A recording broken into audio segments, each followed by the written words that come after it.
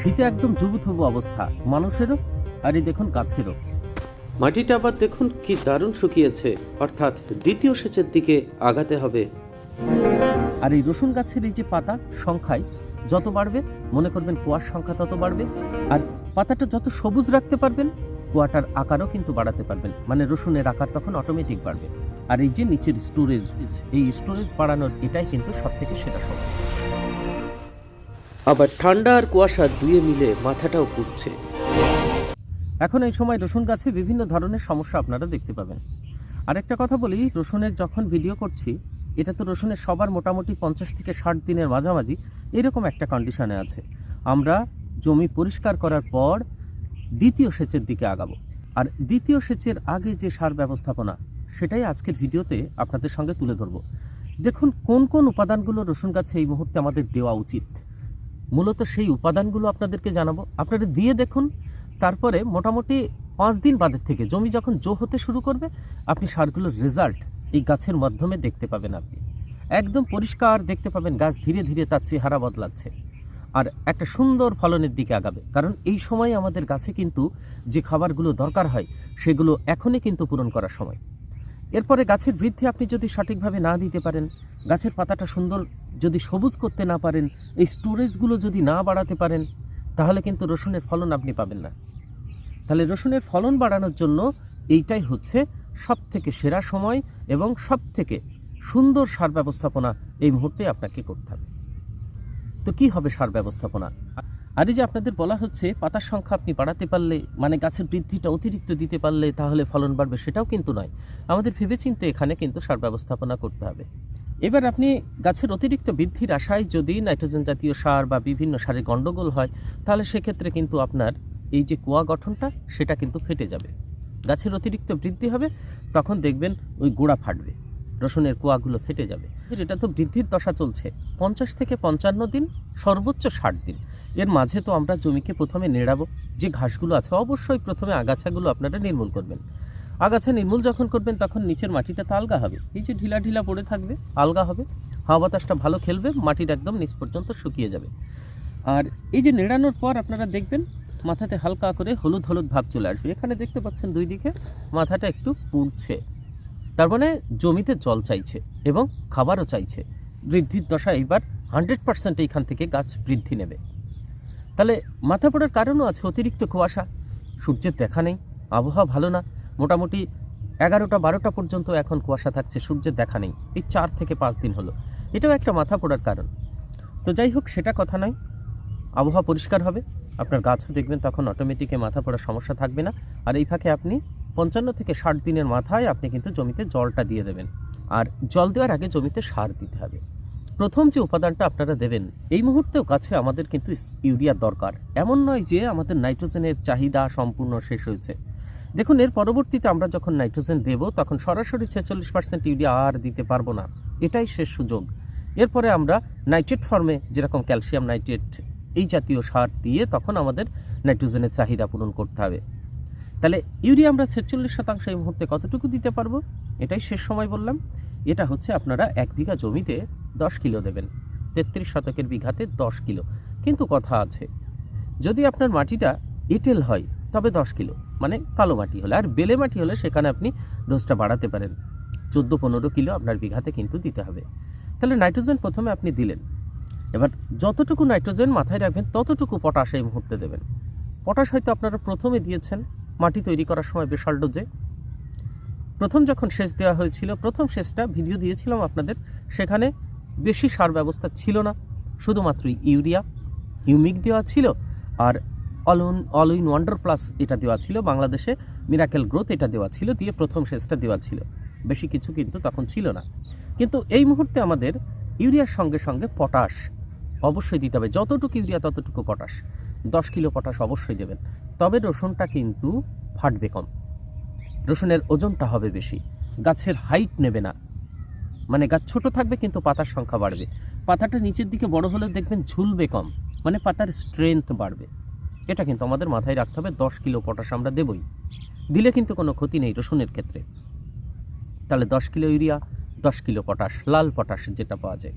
আর অবশ্যই আপনারা যদি প্রথমে বোরন না দেন, মাটি তৈরি করার সময় যদি বোরন না দেন, এই সময় অবশ্যই কিন্তু পটাশের সঙ্গে বোরন দেবেন, কাজ তাহলে আরও ভালো পাবেন।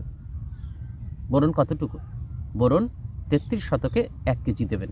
আর যদি 20% হয়, এটা 10.5-এর কথা বলছি, আর যদি 20% হয় তাহলে আপনি সেখানে দেবেন মোটামুটি 500 গ্রাম, 500 থেকে 600। তাহলে ইউরিয়া গেল, পটাশ গেল, বোরন গেল। এইবার যেগুলো বিক্রিয়া করবে না এর সঙ্গে, সেইগুলো আমাদের দিতে হবে। সেটা হচ্ছে, প্রথম বলবো ম্যাগনেসিয়াম সালফেট।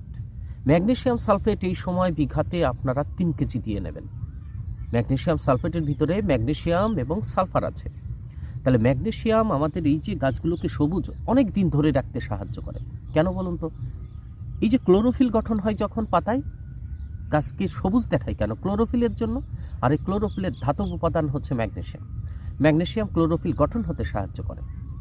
আর যখন ক্লোরোফিল হবে তখন অতিরিক্ত খাদ্য তৈরি হবে। যত ক্লোরোফিল তত সবুজ, তত খাদ্য।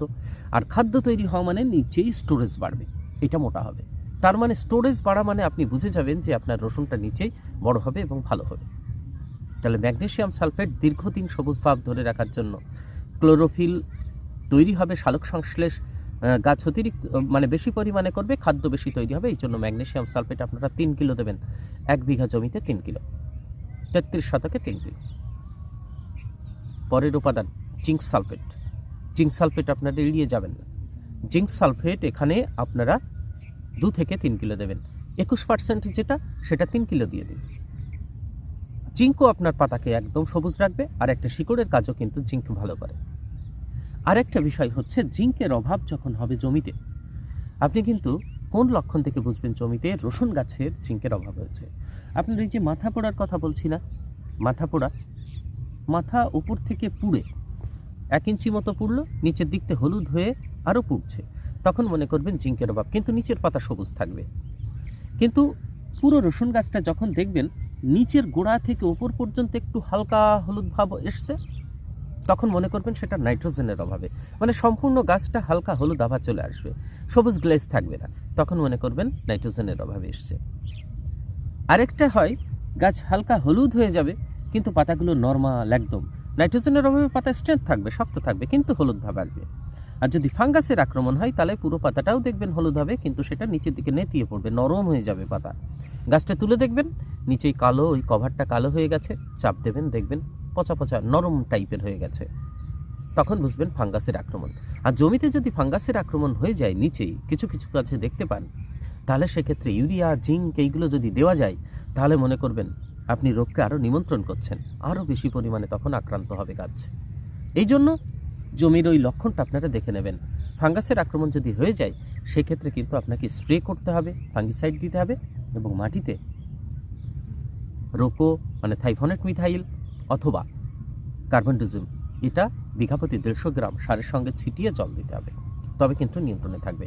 তাহলে জিঙ্ক কতটুকু দেবেন? 3 কেজি। তাহলে ইউরিয়া গেল, পটাশ গেল, বোরন গেল, জিঙ্ক গেল, ম্যাগনেসিয়াম গেল, সঙ্গে আপনি কিন্তু সালফার পেয়ে গিয়েছেন। যে 3 কেজি করে দিচ্ছেন তার ভিতরে 15% করে সালফার আছে, সালফেট ফর্মে।